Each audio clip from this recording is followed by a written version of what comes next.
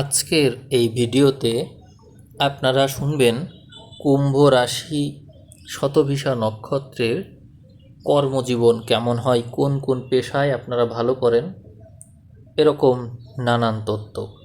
এই ভিডিওটা আপনারা পাচ্ছেন গত যে জুন মাস, জুলাই মাস, এই সমস্ত জায়গায় আপনাদের যে রাশিফল তা 5,000 ভিউ ক্রস করেছে। এই জন্য আপনারা এই বেসিক ভিডিওটা পাচ্ছেন। আমি শুরু করছি, আপনারা আশা করি মনোযোগ সহকারে ভিডিওটা শুনবেন। কুম্ভ রাশি এবং শতভিষা নক্ষত্রের সমন্বয় জ্যোতিষশাস্ত্রে অত্যন্ত অনন্য এবং রহস্যময়। কুম্ভ রাশির অধিপতি আপনারা জানেন শনি এবং শতভিষা নক্ষত্রের অধিপতি রাহু। তো শনির মধ্যে রয়েছে শৃঙ্খলা আর রাহুর মধ্যে রয়েছে উদ্ভাবনী শক্তি। এই দুইয়ের মিলনে আপনাদের কর্মজীবন গঠিত হয়। শতভিষা শব্দের অর্থ শত আরোগ্যকারী, অর্থাৎ এই যে নক্ষত্র, এখানে মূলত চিকিৎসকরাই বেশি ভালো করে। এখানে গভীর গবেষণা, গোপন বিদ্যা এবং নিরাময় করার বিশেষ ক্ষমতা প্রদান করা রয়েছে। এই জন্য আপনারা আপনাদের জীবনে যে সমস্ত ক্ষেত্রে ভালো করেন সেই বিষয় নিয়ে আলোচনা করলে দেখা যায় সাধারণত আপনারা চিকিৎসা এবং গবেষণায় ভালো করেন। শতভিষা হলো চিকিৎসকদের নক্ষত্র। জটিল বা রহস্যময় রোগ নিরাময়, ওষুধ তৈরি, এই সমস্ত বিষয়ে গবেষণায় আপনারা শীর্ষ স্থান অধিকার করতে পারেন। প্রযুক্তি এবং এআইতেও আপনারা ভালো করে থাকেন, কারণ রাহুর প্রভাবে আপনারা টেকনোলজি, কৃত্রিম বুদ্ধিমত্তা, কোয়ান্টাম কম্পিউটিং, সাইবার সিকিউরিটি এ সমস্ততে সহজেই ভালো করতে পারেন। এছাড়াও গোপন তথ্য ও তদন্তের ক্ষেত্রে আপনারা ভালো করেন। এর কারণ হলো যে কোনো রহস্যের গভীরে যাওয়ার স্বভাব রয়েছে আপনাদের।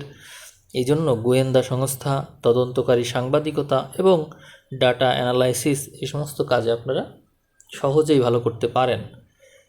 মহাকাশ এবং বৈমানিক ক্ষেত্রে আপনাদের সৌভাগ্য রয়েছে। এর কারণ হলো শতভিষা হলো বরুণ দেবতাকে নির্দেশ করে। মহাজাগতিক যে জল এবং আকাশ তত্ত্ব, এর সাথে আপনাদের একটা কানেকশন আছে। এই জন্য এই যে বিষয় নিয়ে আলোচনা করা হচ্ছে, অ্যাস্ট্রোলজি, এরপর রয়েছে অ্যাস্ট্রোনমি মানে জ্যোতির্বিজ্ঞান, এরোস্পেস, এই সমস্ত বিষয়ে ইঞ্জিনিয়ারিং বা পাইলট হিসেবে কাজ করলেও আপনাদের ক্যারিয়ার ভালো হয়ে থাকে। গুপ্তবিদ্যা এবং জ্যোতিষশাস্ত্রে আপনারা সহজাতভাবেই ভালো করেন। এর কারণ কি? কারণ হলো রহস্য উদ্ঘাটনের তীব্র আকাঙ্ক্ষা রয়েছে আপনাদের মধ্যে। এই জন্য আপনারা সফল জ্যোতিষী, ট্যারো কার্ড রিডার বা আধ্যাত্মিক সাধক হয়ে ওঠেন। এছাড়াও আপনারা বিকল্প চিকিৎসায়ও ভালো করে থাকেন, যেমন রেকি আছে, আয়ুর্বেদ, আকুপাঞ্চার, যোগ ব্যায়াম, মানসিক রোগ নিরাময়, এ সমস্ত ক্ষেত্রে ভালো করার সহজাত প্রতিভা আপনাদের মধ্যে থাকে। আইন এবং বিচার ব্যবস্থায় আপনাদের ভালো করতে দেখা যায়। দেবতা বরুণ মহাজাগতিক নিয়মের রক্ষক, তাই সততা আর কঠোর নীতি মেনে চলা বিচারক, আইনজীবী বা আইনি পরামর্শদাতা হিসেবে আপনারা সুনাম কামান। অর্থাৎ শনির বৈশিষ্ট্যের যে প্রভাব আপনাদের মধ্যে থাকবে তা হলো রাশির অধিপতি শনি, সে আপনাদের মধ্যে অবশ্যই সততা এবং কঠোরতার নীতি দেবে। এই জন্য আপনারা বিচারক, আইনজীবী বা আইনি পরামর্শদাতা হিসেবে ভালো করবেন। এখানে পরামর্শদাতার বিষয়টি আসছে রাহুর কারণে, কারণ রাহু সবসময় যে কোনো কিছুতেই প্রভাবিত করতে পারে। আপনারা পরিবেশ এবং সমুদ্র বিজ্ঞানও ভালো করবেন। এর কারণ কি? সমুদ্র ও জলের সাথে যুক্ত থাকাই মেরিন বায়োলজি, জল সম্পদ ব্যবস্থাপনা, পরিবেশ রক্ষা, এই সংক্রান্ত আন্দোলনের নেতৃত্ব দেওয়া, এগুলোতে আপনারা সৌভাগ্য দেখতে পাবেন। সামাজিক সংস্কার এবং রাজনীতি, এই সংক্রান্ত বিষয়ে আপনাদের মধ্যে ভালো করার প্রবণতা থাকে। কারণ হচ্ছে কুম্ভ রাশির মধ্যে মানবিক গুণ বেশি থাকে। এই জন্য আপনারা সমাজ সংস্কারক হিসেবে, এনজিও এর পরিচালক হিসেবে, নীতিবান রাজনীতিবিদ হিসেবে সহজাতভাবেই ভালো করতে পারেন। চলচ্চিত্র এবং সৃজনশীল মাধ্যমে ভালো করেন আপনারা। এখানে রাহুর মধ্যে রয়েছে মায়াবী শক্তি। ইনটিউশন আছে, তার মধ্যে ইলিউশন আছে। এই সমস্ত কারণে আপনারা চলচ্চিত্র নির্মাণ করা, সায়েন্স ফিকশন লেখা বা ভিজুয়াল আর্টসেও ভালো করতে পারেন। এর সাথে যুক্ত থাকলে আপনারা যথেষ্ট ভালো করেন। আপনাদের জীবনে একটা বিষয় হতে পারে যে আপনারা যদি দার্শনিক নিরাময়কারী হন, তাহলে চিকিৎসা বা প্রযুক্তির সাথে উচ্চাকাঙ্ক্ষা, শিক্ষকতা, আধ্যাত্মিক গবেষণামূলক কাজে যুক্ত থাকলে ভালো করবেন। যদি আপনারা পদ্ধতিগত গবেষক হয়ে থাকেন, তাহলে আপনারা হবেন অত্যন্ত শৃঙ্খলাপ্রিয়।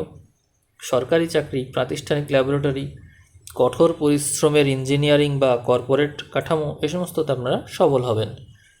যদি আপনাদের মধ্যে উদ্ভাবনী দূরদর্শিতা থাকে, তাহলে আপনারা প্রথা ভাঙতেই বেশি পছন্দ করবেন।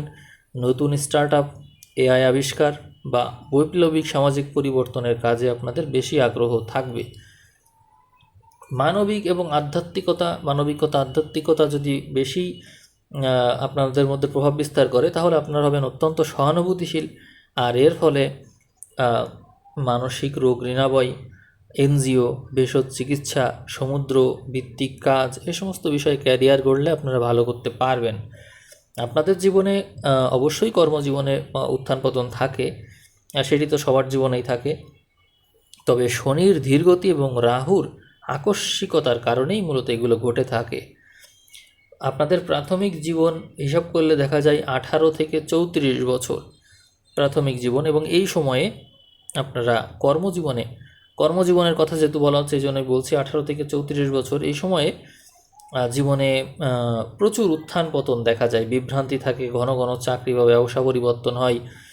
নিজেদের আসল যোগ্যতা খুঁজে পেতেও আপনাদের বেশ বেগ পেতে হবে। আপনাদের টার্নিং পয়েন্ট মূলত 34 বছর বয়স।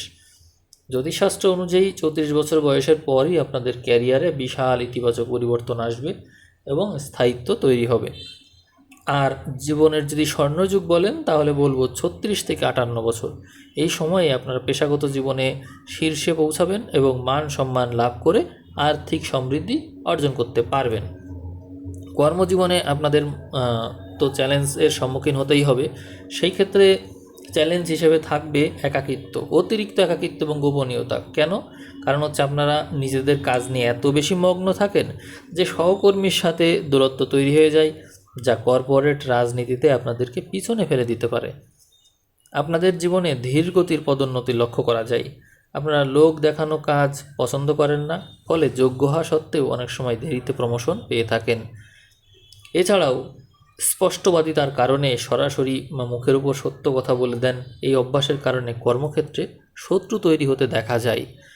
তো সেক্ষেত্রে বিশেষ প্রতিকার হিসাবে বলবো যে ভগবান শিবের উপাসনা করুন, তার মন্ত্র ইয়ারফোনে শুনুন, মনোযোগ দিয়ে প্রাণায়াম করতে পারেন, অনুলোম বিলোম প্রাণায়াম করতে পারেন। শিবের মেডিটেশনটা যদি আপনারা ক্রমাগত করতে পারেন, আর মনে হয় না আর কোনো সমাধান প্রয়োজন হয়, তবুও অনেকেই গ্রহ মন্ত্র জানতে চাই। গ্রহ মন্ত্র হিসেবে ওম বরুণাই নমঃ এটা হতে পারে, কিন্তু তারপরেও আমি এটাকে প্রাধান্য দিচ্ছি না, কারণ শিবের মেডিটেশন করলে আর কোনো কিছুই মূলত লাগে না।